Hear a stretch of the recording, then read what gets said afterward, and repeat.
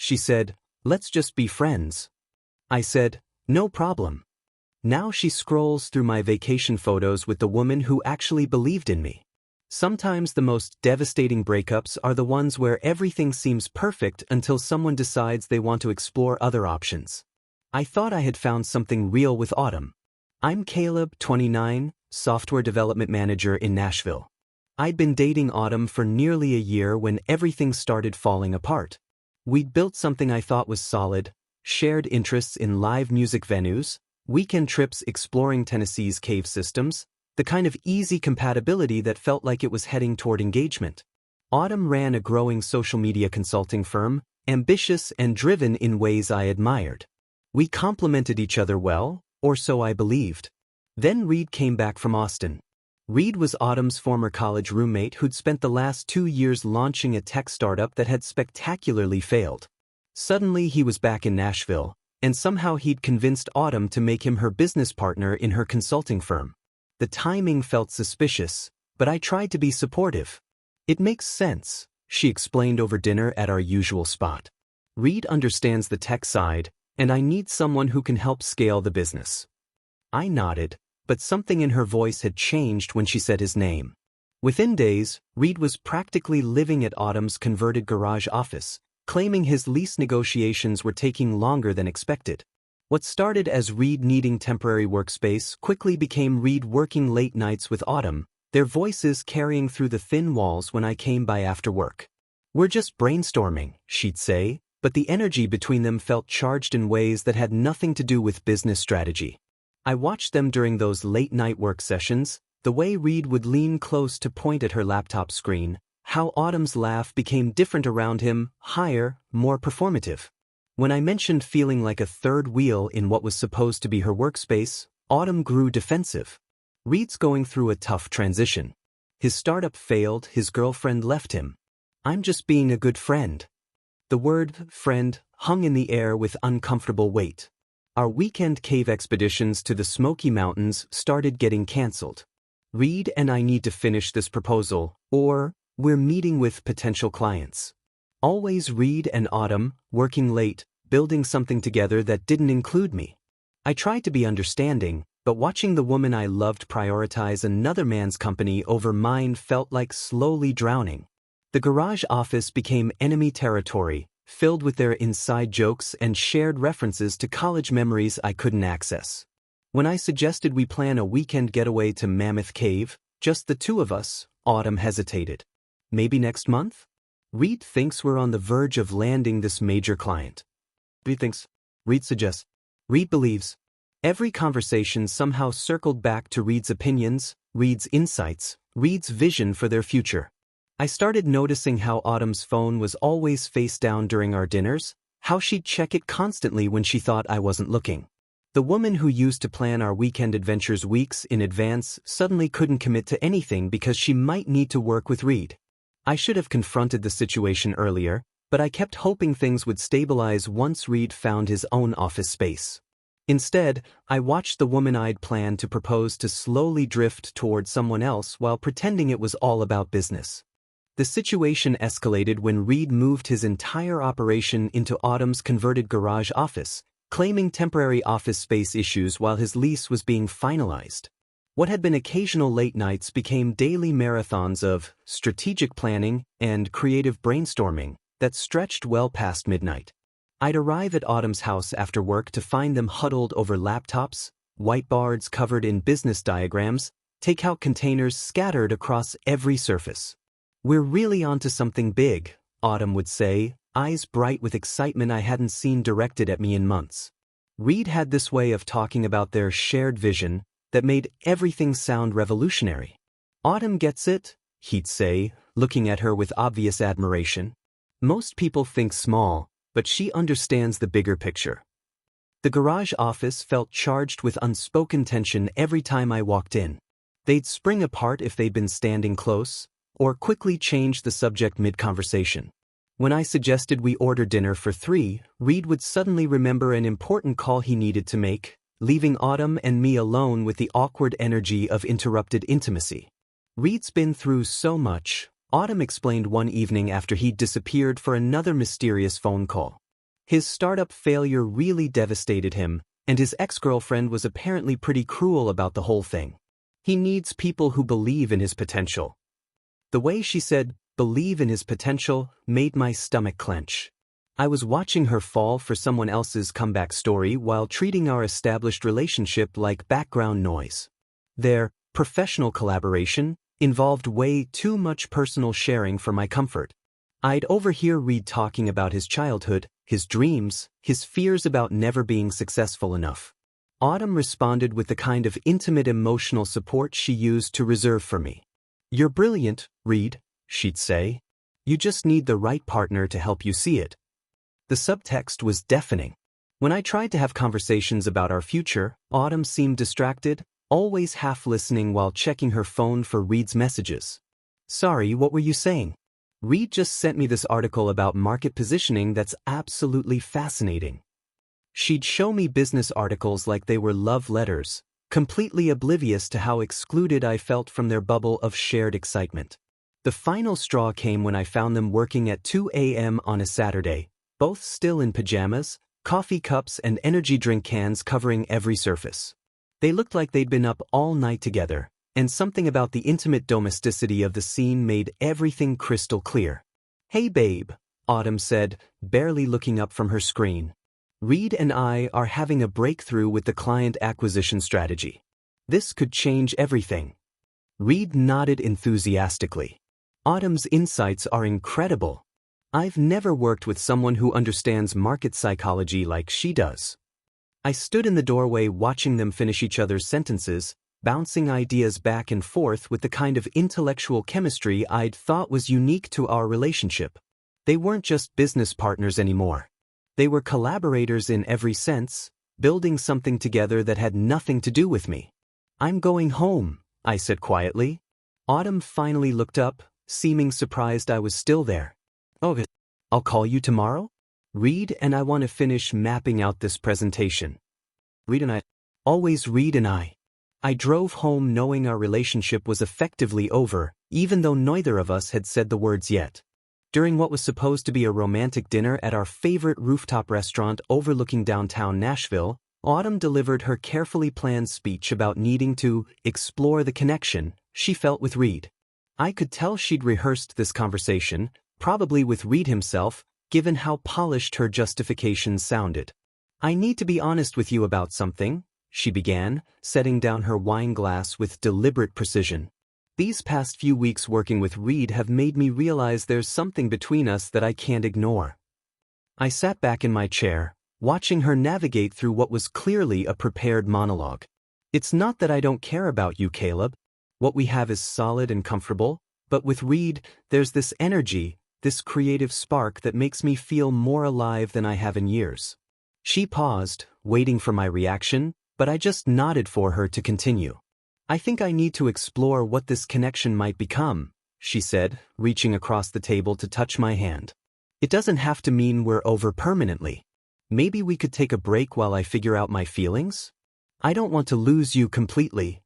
The audacity was breathtaking. She wanted me to wait on the sidelines while she test drove my replacement. "You want to pursue Reed while keeping me as backup?" I said calmly. "That's not what I'm saying," she protested, but her face flushed. "I'm being honest about my feelings instead of sneaking around behind your back. Isn't that better?" "You're right," I said, surprising her completely. "You should definitely explore this connection with Reed. It sounds like you've found something special." Her expression shifted from defensive to confused. This wasn't the script she'd prepared for. "You're not upset? Why would I be upset about you following your heart? If Reed makes you feel more alive, then you should be with Reed." I signaled the waiter for the check. "I appreciate your honesty, and I genuinely hope things work out the way you want them to." The confusion in her eyes deepened. "Caleb, I expected you to fight for us.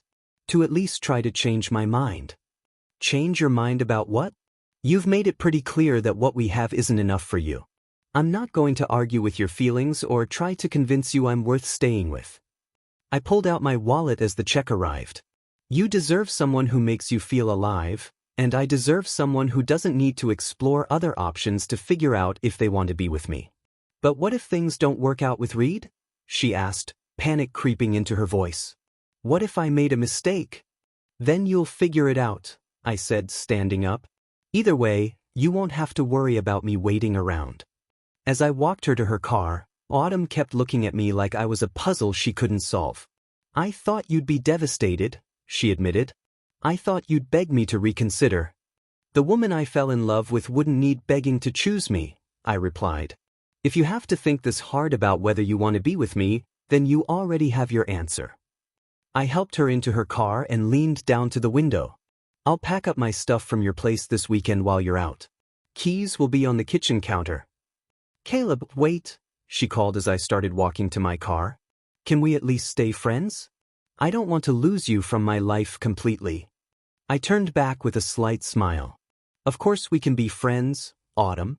That's exactly what we should be. The relief on her face was immediate, but I could see the confusion underneath. She'd expected drama, tears, desperate attempts to win her back. Instead, she got calm acceptance and immediate boundaries. As I drove home, I realized she'd done me a favor. Better to learn now that she saw our relationship as something to pause rather than protect. Reed was welcome to someone who viewed love as a trial subscription with pause and resume options. Rather than wallowing or attempting to maintain contact, I orchestrated a complete withdrawal from their overlapping social and professional networks.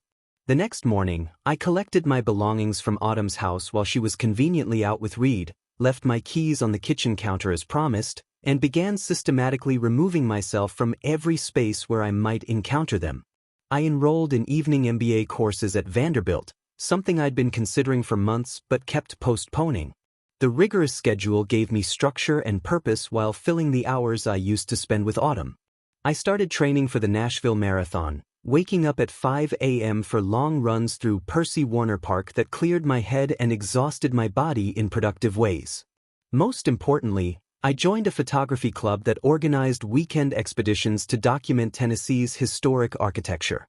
These trips took me to small towns across the state, capturing images of century-old courthouses, abandoned mills, and Civil War battlefields that connected me to something larger than my personal drama.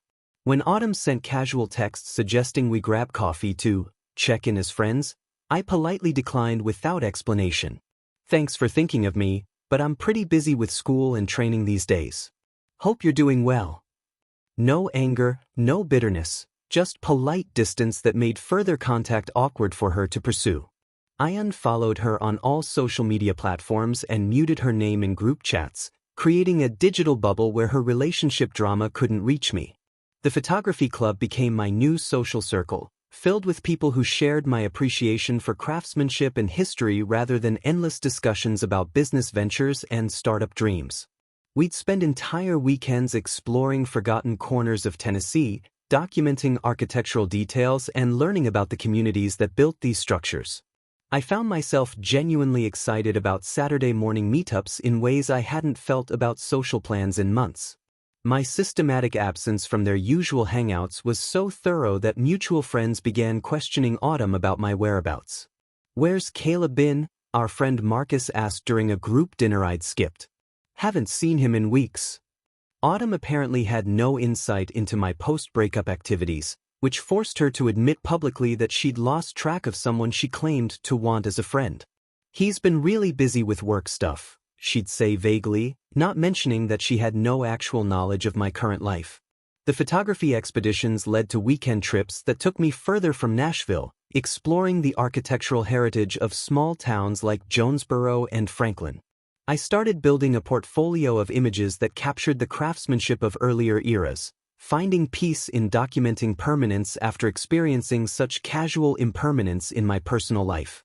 These solo adventures and group expeditions filled my calendar so completely that I stopped thinking about what Autumn and Reed might be doing. By month 3, I realized entire days passed without thinking about her at all. My marathon training progressed steadily, my MBA coursework challenged me intellectually, and my photography skills improved dramatically through weekly practice and constructive feedback from club members. I was building a life that had nothing to do with the relationship I'd lost, discovering interests and capabilities I'd neglected while focusing so much energy on someone else's dreams. The most satisfying part was how thoroughly I'd disappeared from Autumn's world without any dramatic gestures or public announcements. I simply stopped being available for her friendship overtures and built something better in the space she'd vacated. Through my photography club, I met Grace, a confident documentary filmmaker who shared my appreciation for Southern culture and historical preservation.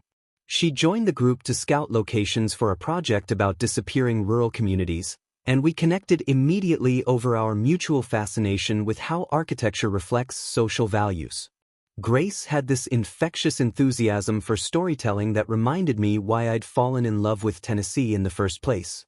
Our relationship developed naturally through collaborative projects documenting rural communities and weekend expeditions to capture disappearing landmarks across the region.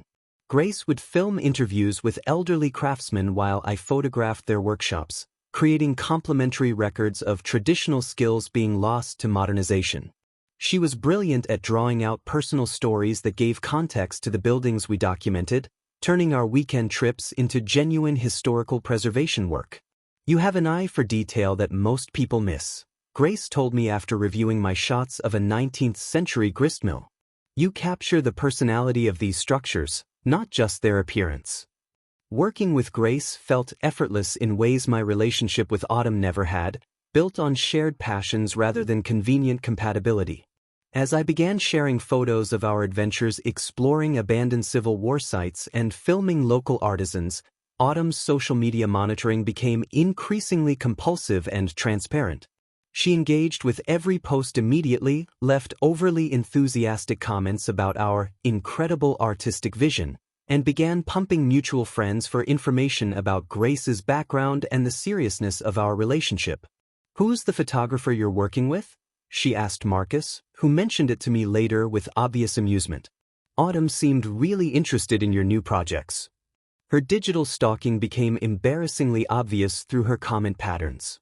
Every photo I posted of Grace and me exploring historic sites received immediate hearts and responses like, "This looks amazing. You two are such a creative team," from someone who'd shown zero interest in my photography hobby during our entire relationship.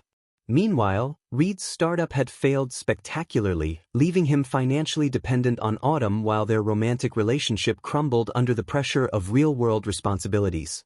Through mutual friends, I heard fragments of their deteriorating situation. Reed's grand business plans had been mostly fantasy, his client meetings were largely fictional, and his financial projections were wildly optimistic. Without my income subsidizing Autumn's lifestyle, she was discovering the true cost of supporting someone whose ambitions exceeded their capabilities. "Reed's been staying at Autumn's place for months now," Marcus mentioned during a group gathering I'd briefly attended. "Apparently he can't afford his own place since the startup collapsed. She's been covering his expenses while they try to get the consulting business profitable." The irony was delicious. Autumn had traded a stable relationship with someone who had his life together for the excitement of supporting someone else's comeback dreams. Grace and I documented a weekend trip to the historic town of Jonesboro, capturing the oldest buildings in Tennessee while she interviewed descendants of the original settlers.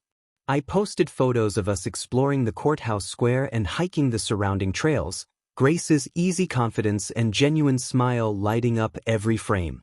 Autumn's response was immediate and desperate. "You two look so happy together.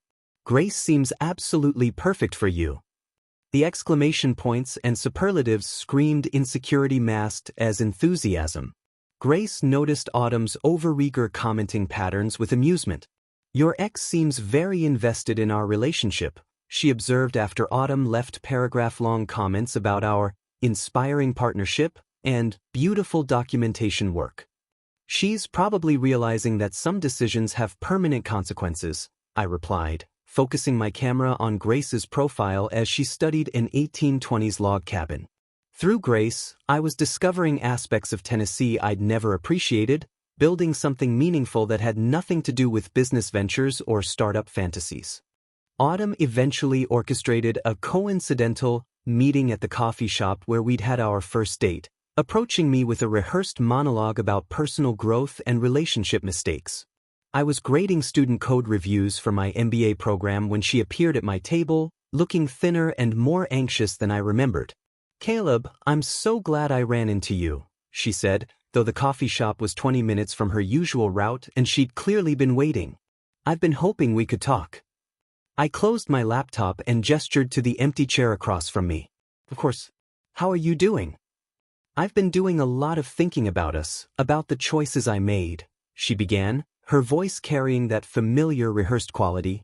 "I realize now that I made a terrible mistake choosing excitement over stability, choosing the unknown over something real and lasting." She paused, studying my face for reactions I didn't give her. "Reed turned out to be everything you probably suspected he was. All talk, no substance. His business ideas were fantasies, his financial planning was non-existent, and his romantic gestures were just manipulation tactics to keep me supporting him while he figured out his next move." I nodded sympathetically. "I'm sorry it didn't work out the way you hoped." "The thing is," she continued, leaning forward earnestly, "going through that disaster made me realize what I had with you.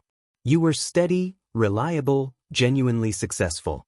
You had your life together in ways I didn't appreciate at the time." Her voice grew more emotional as she built toward her main point. "I confused excitement with compatibility, mistook chaos for passion. What we had was mature love, the kind that actually lasts, and I threw it away for someone who was basically using me as a financial safety net while he pretended to be an entrepreneur." The irony of her describing Reed exactly the way she'd used me wasn't lost on either of us. "I'm really sorry you went through that," I said genuinely. "It sounds like a difficult situation." "I was wondering," she said, reaching across the table to touch my hand, "if we could maybe try again? I know I hurt you, but I've learned so much about what really matters in a relationship. I promised things would be different this time." I listened respectfully before revealing the news that would devastate her completely. "Autumn, I appreciate your honesty about everything that happened, but Grace and I just received funding for a feature documentary about Tennessee's musical heritage. We'll be spending the next year traveling together for filming, documenting traditional musicians and recording artists across the state." Her face went through several expressions rapidly: confusion, shock, then dawning horror as she processed what this meant. "A documentary? With Grace?" "We applied for the grant 3 months ago through her production company and my photography portfolio. The Tennessee Arts Commission approved our proposal last week." I pulled out my phone to show her the official notification email. "We start pre-production next month, with filming scheduled to begin in the spring." The devastation in her eyes was complete. She'd gambled our relationship on temporary excitement and lost not just me, but the chance to be part of something genuinely meaningful and creative. "You're going to spend a year traveling with her," she said quietly, the full implications sinking in. "Creating something important together." "We're really excited about the project," I confirmed. "Grace has incredible vision for how to capture these disappearing musical traditions, and my architectural background helps us document the venues and recording studios that shaped Tennessee's sound." Autumn sat back in her chair, looking like someone who just realized they'd sold winning lottery tickets for pocket change. "I threw away someone who was building a real life for someone who was just building castles in the air," she whispered, more to herself than to me.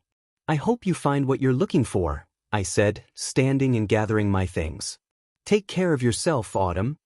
I proposed to Grace during the premiere of our completed documentary at the Nashville Film Festival, with our families and the community members we'd filmed in attendance. The theater was packed with bluegrass musicians, recording engineers, and music historians who'd shared their stories with us over the past year. As the credits rolled and the audience gave us a standing ovation, I took Grace's hand and dropped to one knee right there on stage. "Grace, this past year has shown me what it means to build something beautiful with someone who shares your vision," I said, my voice carrying clearly through the theater's sound system. "Will you marry me?" She said yes immediately, laughing and crying as the entire audience erupted in cheers. The engagement was captured by the same photographers documenting the film's debut, making it part of the permanent record of our documentary's premiere.